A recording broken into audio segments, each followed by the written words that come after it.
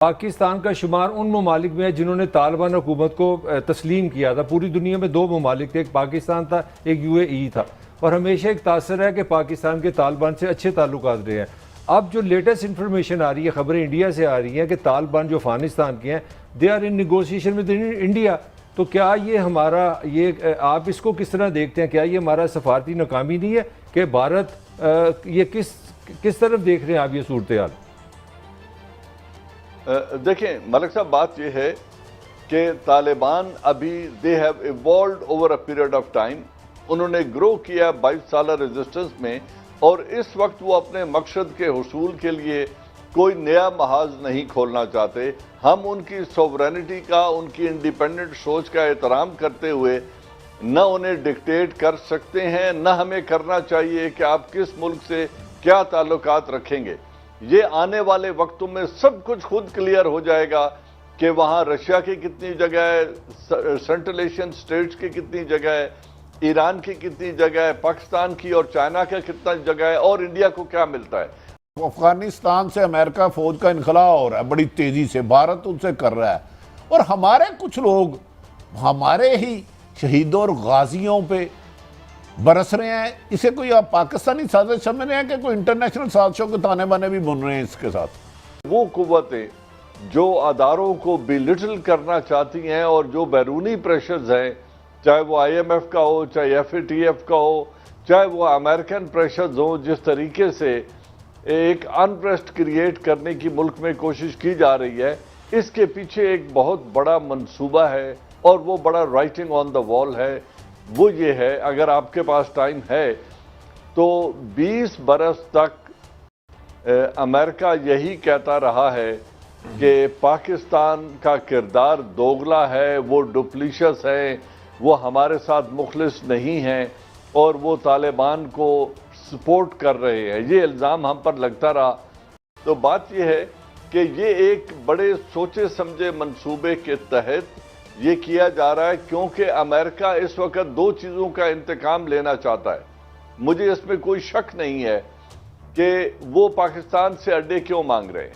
اب انہیں ایک طرف جو 20 برس کی ہزیمت کے بعد وہ افغانستان سے نکل رہے ہیں, ایک تو وہ طالبان لیڈرشپ کو ایلیمینیٹ کرنا چاہتے ہیں کیونکہ وہ وہاں پر برے طریقے سے ناکام ہو کے جا رہے ہیں, اور انہی لوگوں کے ساتھ بیٹھ کر مذاکرات کیے جن کو وہ مارنے آئے تھے, سموک آؤٹ کرنے آئے تھے, جن کے خلاف تورا بورا ہوا, جن کے خلاف mother of all bombs use ہوا, جن کے خلاف ڈرون اٹیکس ہوئے, سب کچھ. لیکن دوسرا, وہ پاکستان کو اس بات کی سزا دینا چاہتے ہیں کہ پاکستان نے ان کی اس طرح مدد نہیں کی, ان کے دشمن کو اپنا دشمن نہیں سمجھا. دوسرے لفظ کہ G7 کی میٹنگ ہونے کو ہے اور انڈیا بھی اس میں پارٹیسپیٹ کر رہا ہے.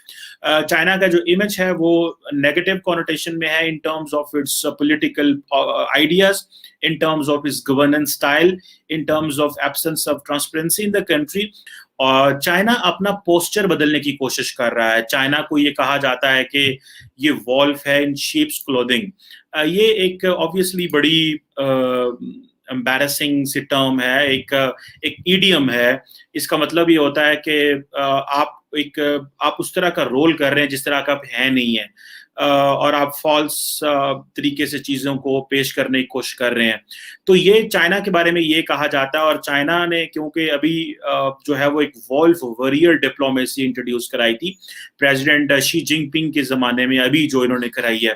لیکن اس کے ساتھ ساتھ چائنا جو ہے وہ ایک نئے جو لیکسیکون اینڈ جارگن بھی انٹروڈیوس کروانا چاہ رہا ہے. اس کی وجہ یہ ہے کہ جو G7 میں سارے اکٹھے ہو رہے ہیں, انڈیا وہاں پہ ایز اے اس کو بلایا جا رہا ہے, انڈیا اور آسٹریلیا کو بھی بلایا جا رہا ہے. تو یہ چیزیں تو ہیں. اب G7 کے سارے جو ممالک اکٹھے ہو رہے ہیں, وہ ظاہری بات ہے وہ چائنا کی جو پوزیشن ہے ہانگ کانگ پہ, تائیوان پہ, پھر انڈو پیسفک کے حوالے سے, اور جو ساؤتھ چائنا سی کے حوالے سے وہ ڈسکس کرنے والے ہیں.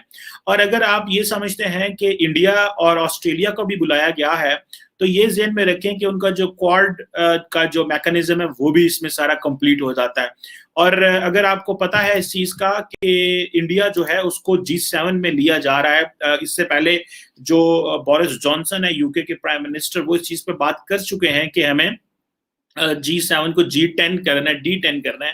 It means that 10 democracies, so they want to bring in even South Korea, उसके अंदर लेना चाहते हैं, लेकिन जिसको जापानीज पसंद नहीं खैर करते, but that is another point. जन साहब, अब ज़रा मैं थोड़ा सा कश्मीर पर आना चाहूँगा. लोग अपोजिशन ख़ास तौर पर पाकिस्तान की, उसने भी कहा कि बताएं, बहुत सारे ज़राए से ख़बरें भी चलीं कि कोई मुलाकातें हुई हैं, कुछ चीज़ें तय पाई हैं. फिर हमने देखा अचानक से जो LOC इतनी गर्म रहती थी, हर वक्त की फायरिंग, वहाँ पर हमने देखा कि अचानक से बिल्कुल दोनों तरफ से खामोशी हो गई और कई दिन तक उसकी कोई खिलाफ वर्जी नहीं हुई. ये सारी चीज़ें सर किस तरफ इशारा करती हैं? जी देखें, एक बात तो बिल्कुल क्लियर है कि कोई भी ज़ी शऊर शख्स ये नहीं कहेगा कि जी अमन कोई बुरी चीज़ है या अमन की कोशिश नहीं करनी चाहिए या अमन की तरफ कदम नहीं बढ़ाना चाहिए. लेकिन फिर हमारे ज़हन में एक दो बातें और भी होनी चाहिए. एक तो तारीख़ का सबक कि ये जो BJP की हुकूमत है, ये क्या RSS का पॉलिटिकल फेस नहीं है. RSS का जो एजेंडा है, RSS का जो बयानिया है, वो हमें अच्छी तरह मालूम है. जो वो खुद कर रहे हैं अपनी अक़लियतों के साथ भारत के अंदर, और जो वो कश्मीरियों के साथ मुक़द्दस कश्मीर में कर रहे हैं, वो हमारे सामने है. तो मेरा ख्याल ये है कि अगर कोई मूव चली भी थी, जो कि जिसका आप जिक्र भी कर रहे हैं, वो कामयाब नहीं हो पाएगी. उसकी वजह ये है कि जो पाकिस्तान ने तो इनिशिएटिव ले लिया, लेकिन भारत तो टस से मस नहीं हुआ. पहला कदम जो ज़रूरी है बातचीत शुरू करने के लिए, वो ये है कि कश्मीरियों पर जुल्म और सितम कम अज़ कम एक स्टेप नीचे किया जाए. चेन ऑफ इवेंट्स हैं सारे के सारे, ये क्या हमें इशारा देते हैं? अरसान, एक बात तो हमें याद रखनी चाहिए, जो वो कहते हैं ना, जो राइडर क्लास के तौर पे, बेसिक क्लॉज के, तो वो ये है कि पाकिस्तान बात कर ले, इंडिया बात कर ले, इंडिया पाकिस्तान बात कर ले, अमेरिका बात करा दे, कोई दरमियान में पार्टी आ जाए. जहाँ तक बात है बैकडोर डिप्लोमेसी की, या जो ख़बरें आ रही है जिस पे कहा जा रहा है कि पाकिस्तान के कोई या इंडिया के इंटेलिजेंस के अदारों के हेड ने मिल के बातचीत की है, उस बातचीत जो हुई होगी वो कश्मीर की किसी रेजोल्यूशन पे नहीं हुई होगी. देखिए, इंटरनल थिंकिंग एक रिफ्लेक्ट भी हुई है कि हमने हिंदुस्तान के साथ ट्रेड जो है दोबारा शुरू करने की बात की, और जब थोड़ा सा शोर मचा तो फिर कहा कि कैबिनेट ने कहा नहीं, हम अभी नहीं कर रहे. इसका मतलब ये है कि हमारे अंदर एक इंथ्यूजिज्म है कि हम किसी तरह इस मामले को हल कर लें. बात यह है कि हिंदुस्तान इस मामले को इसलिए सऊदी अरब के जरिए, अमेरिका के जरिए हम पे प्रेशर डाल रहा है. और सबसे बड़ी बात यह है कि अफगानिस्तान में तालिबान का जो आना है, ये तो it is a foregone conclusion, वो तो आ रहे हैं वहाँ पे. तो इसलिए अमेरिका और हिंदुस्तान ये चाह रहा है कि किसी तरह पाकिस्तान को मैनेज किया जाए. हमें मैनेज किया जा रहा है. हमें कश्मीर जो है हमारे सॉल्व करने वाला, आप इसके बारे में बिल्कुल भूल जाएं. परसों कनाडा में, ओंटारियो में एक पाकिस्तानी फैमिली जा रही थी, वॉक कर रही थी, तो एक ट्रक ड्राइवर ने उनको कुचल दिया. एक लड़का बस बचा है, बाकी पूरी फैमिली में 3 जनरेशन की फैमिली थी, मार दिए गए. बड़ा अफसोस का मुकाम है. इस हवाले से पाकिस्तानियों की मुनाफकत बड़ी खुल कर सामने आई है. सबसे पहले मैं शुरू करूंगा कि मुझे एक आदमी ने मैसेज भेजा कि बेगैरत, अगर कोई हिंदू फैमिली मरती तो तुम फौरन रोना धोना शुरू करते हैं, तुमने एक मुसलमान फैमिली के मरने पर अब तक वीडियो नहीं बनाई. लीजिए मैं बनाता हूँ. मेरी नज़र में हिंदू, मुसलमान, क्रिश्चियन, सिख, ईसाई कोई ऐसे मसला नहीं होता. इंसान होना ज़रूरी है. इंसानियत का कत्ल इज़ इम्पोर्टेंट एंड कंडेमनेबल. पाकिस्तानियों की मुनाफकत ये आई है सामने कि कल कहीं से ये खबर आई कि वो फैमिली अहमदी थी. अब पहले तो इमरान खान, शीरीन मज़ारे, शाह महमूद कुरैशी, पाकिस्तान के गैर नत्थु खैर सारे शुरू हो गए, इस्लामोफोबिया, ये वो.